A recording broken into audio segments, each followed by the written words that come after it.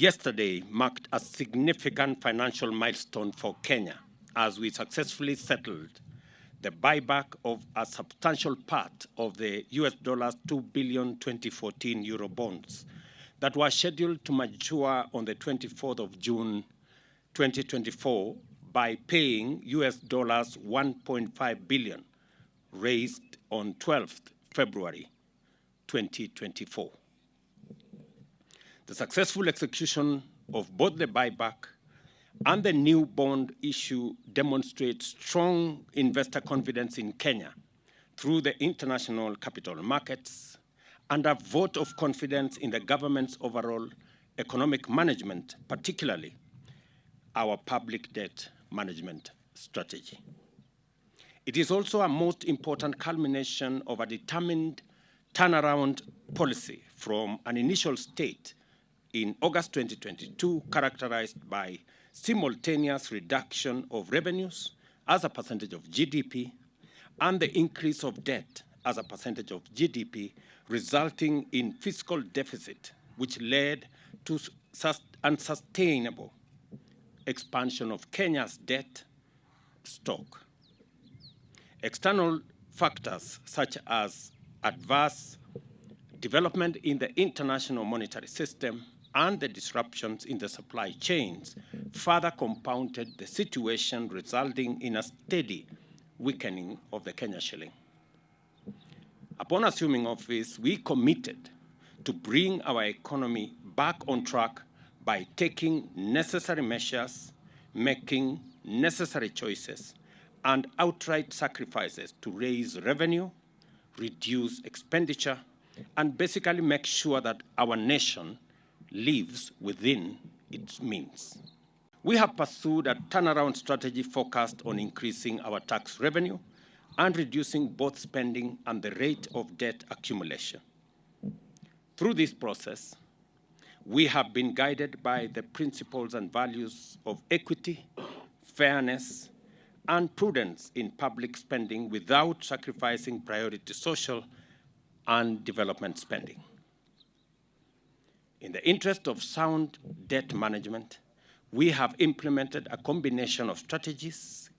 including the diversification of financing sources, smoothing the maturity profiles, and proactively managing our debt liabilities in general, maintaining a low cost of debt and ensuring that debt is sustainable at all times. I am delighted to announce that our sacrifices and determined efforts have not been in vain. As a consequence of our commitment to sound debt management strategy,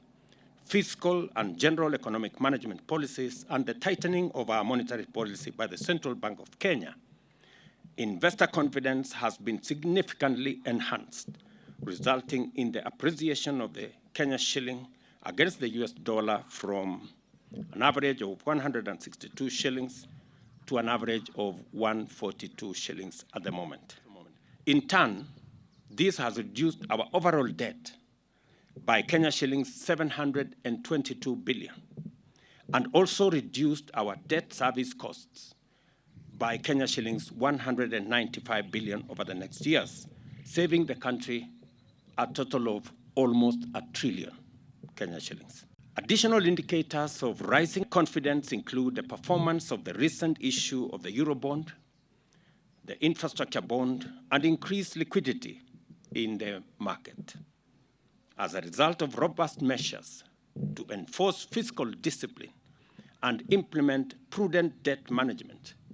the successful turnaround has pulled Kenya away from the brink of debt distress, put our finances in good working order,